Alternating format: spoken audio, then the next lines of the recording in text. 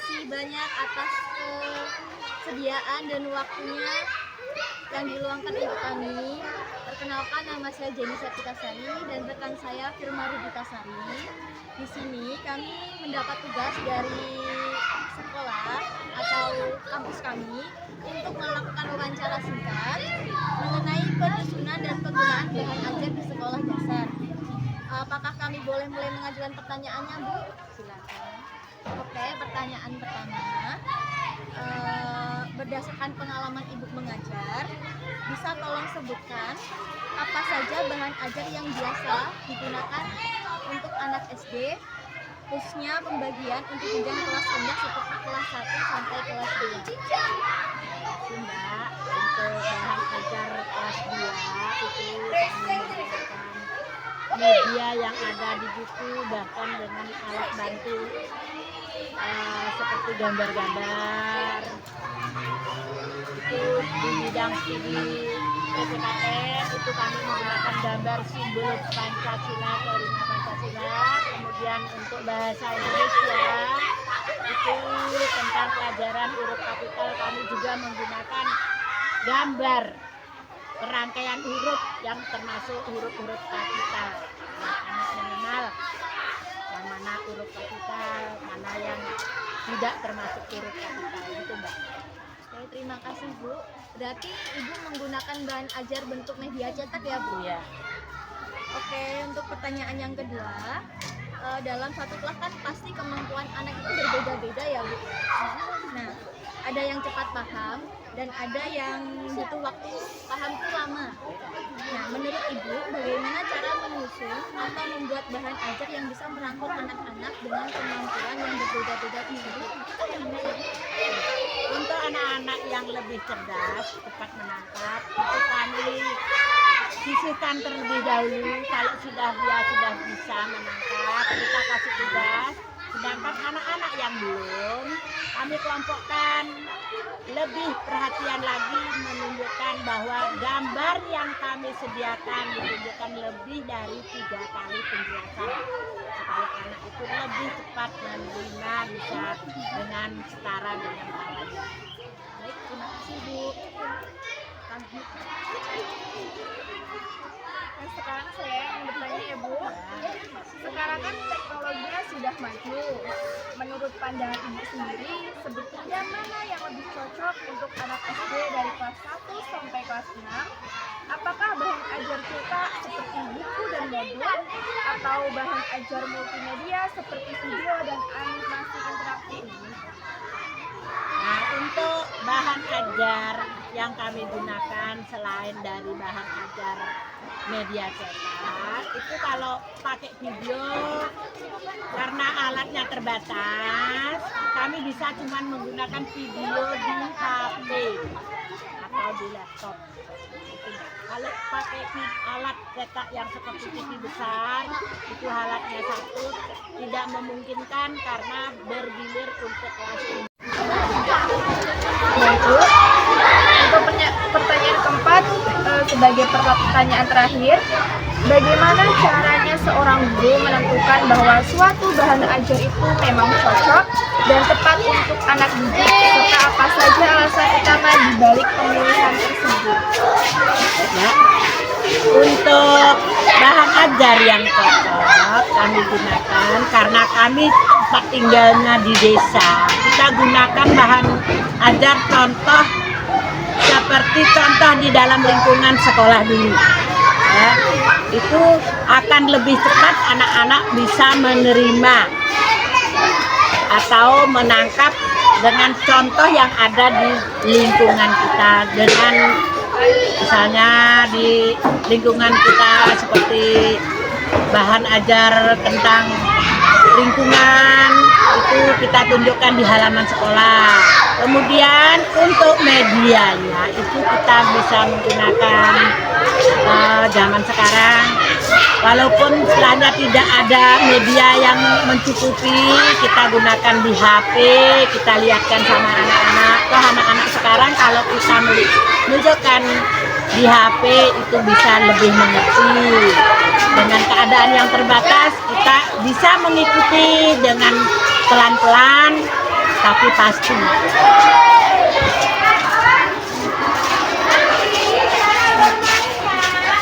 Baiklah, penjelasan dari Ibu Ketut Nariasin itu memang sangat jelas untuk kami, untuk menambah wawasan kami juga, dan pastinya sangat bantu menyelesaikan tugas dari kelompok kami. Terima kasih banyak atas ilmu dan waktu yang sangat bermanfaat ini. Semoga Ibu selalu sehat selalu. Kami undur diri. Kami akhiri. Wassalamualaikum warahmatullahi wabarakatuh. Terima kasih.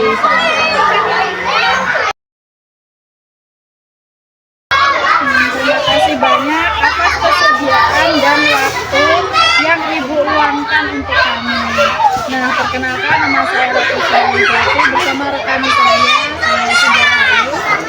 Kami mendapat tugas dari sekolah untuk melakukan wawancara mengenai penyusunan dan penggunaan bahan ajar di sekolah dasar. Nah, apakah kami boleh mengajukan pertanyaan kepada Ibu?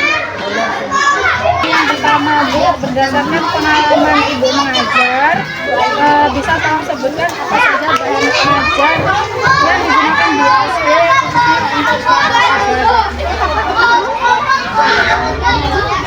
Kalau kita mau belajar siap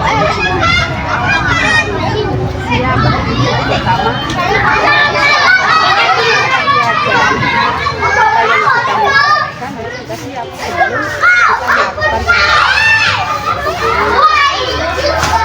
yang kedua alat yang kita siapkan untuk pembelajaran. Metode apa yang kita harus siapkan sebelum kita memulai pembelajaran, yaitu alat peraga juga, karena itu sangat menunjang sekali dalam melakukan pembelajaran. Untuk pertanyaan nomor 2, di dalam satu kelas kan pasti ada kemampuan belajar anak yang berbeda-beda. Nah, ada yang cepat paham dan ada yang butuh waktu dalam menyerap materi. Nah, menurut Ibu, bagaimana cara menyusun atau membuat bahan ajar yang bisa merangkul anak-anak dengan kemampuan yang berbeda-beda tersebut? Justru itulah ya, dari awal kita sudah tahu kemampuan anak itu juga sudah berbeda-beda. Ya, kita harus menyiapkan metode pembelajaran utama yang harus berbeda. Masalahnya kemampuan anak itu di sekolah kita nggak sama. Ada yang cepat bangga, ada anak yang cepat, ada anak yang sambil membaca atau bermain, itu kemampuan anak yang ada di bawah itu. Makanya dalam menyusun materi, ya sebelum kita melakukan pembelajaran, kita harus menyiapkan metode apa yang perlu kita gunakan dalam pembelajaran. Nah, Bu, saya akan melanjutkan pertanyaan yang ketiga. Nah, lalu terkait jenisnya, sekarang kan teknologi sudah maju. Menurut pandangan Ibu, sebetulnya mana yang lebih cocok untuk anak SD dari kelas 3 sampai 4? Apakah bahan ajar cetak seperti buku dan modul, atau bahan ajar multimedia seperti video dan animasi interaktif? Sebenarnya semuanya harus kita manfaatkan. Media cetak bisa kita gunakan, apalagi sekarang zamannya internet, dan kita harus menggunakan yang namanya apa? Contohnya papan digital. Itu zaman sekarang anak-anak nggak cukup dengan pembelajaran dengan menggunakan media cetak. Semuanya kita harus lengkapi biar pembelajaran kita menarik.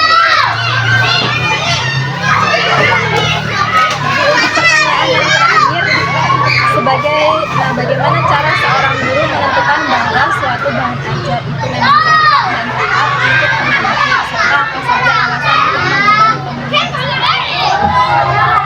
Seperti metode pembelajaran tadi, seperti yang saya katakan ya, karena kemampuan anak di kelas ini kan berbeda-beda. Ya tentunya juga metode materi juga kita cara penyampaiannya juga berbeda-beda. Bagaimana situasi kelas kita harus bisa beradaptasi dengan anak itu sendiri. Biar anak-anak bisa menyerap pembelajaran itu.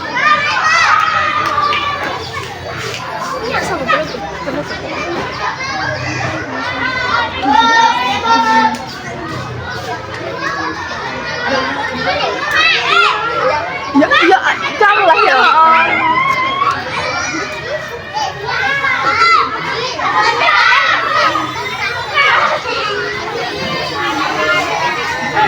Nah, itu tadi penjelasan wawasan kami. Terima kasihnya sangat membantu penyelesaian tugas kami. Terima kasih banyak atas ilmu dan waktunya yang sangat berharga. Mudah-mudahan kalian juga dalam praktek di SD 3 ini dapat manfaatnya, dapat iklimnya. Mudah-mudahan semuanya berjalan dengan baik. Semoga ini tidak salah. Pamit undur diri.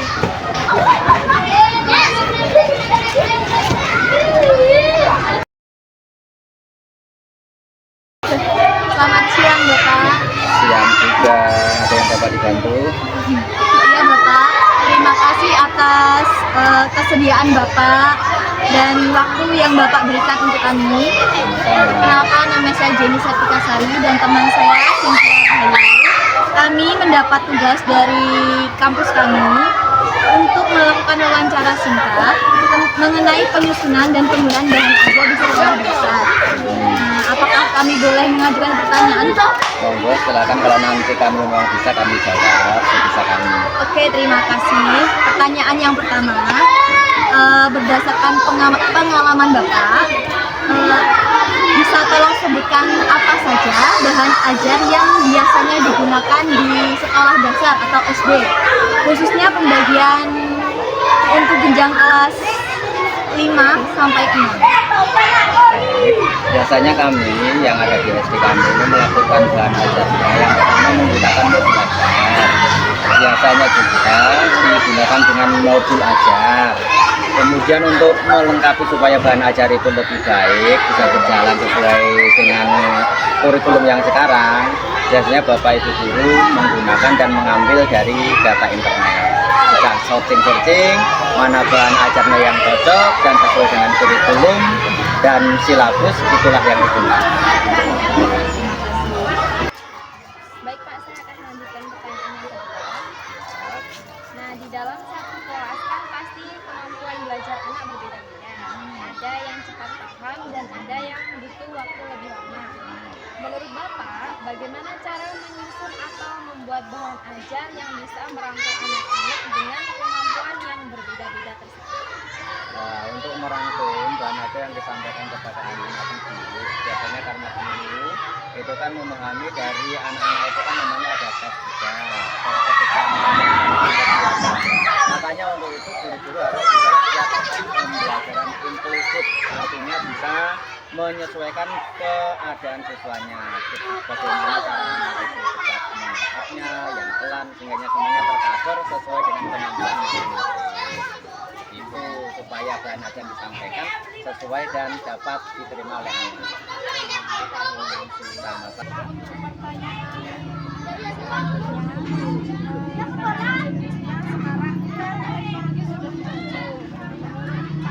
Bapak, sebetulnya mana yang lebih cocok untuk anak SD? Apakah bahan ajar cetak seperti mobil atau bahan ajar multimedia seperti video?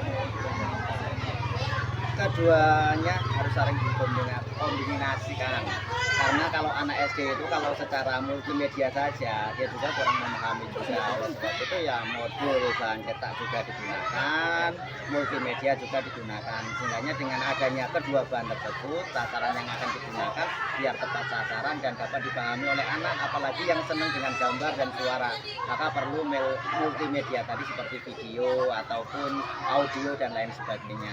Kalau yang kami kerjakan di sekolahan. Ya, keduanya harus dikombinasikan. Tidak cukup hanya modul cetaknya saja ataupun videonya saja. Keduanya harus dikombinasikan. Pertanyaan terakhir ya, Pak. Ya, silakan. Bagaimana cara seorang guru menentukan bahwa suatu bahan ajar itu memang cocok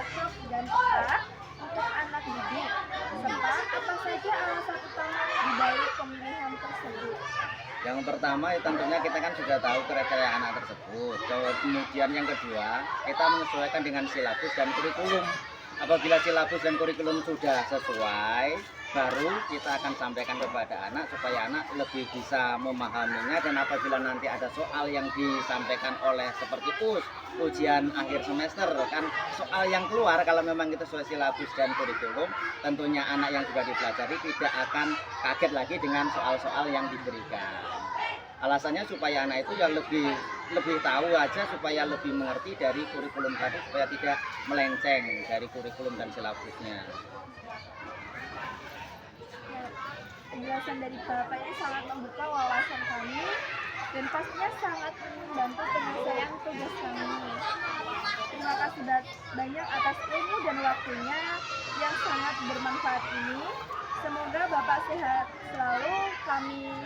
Kelompok kami pamit undur diri. Ya, sama-sama, mudah-mudahan apa yang disampaikan ada manfaatnya, dapat digunakan dan dapat dipraktekkan bagi anak-anak di pendidikannya atau di kuliahnya. Mungkin itu saja yang perlu kami sampaikan. Terima kasih juga. Terima kasih Pak. Ya.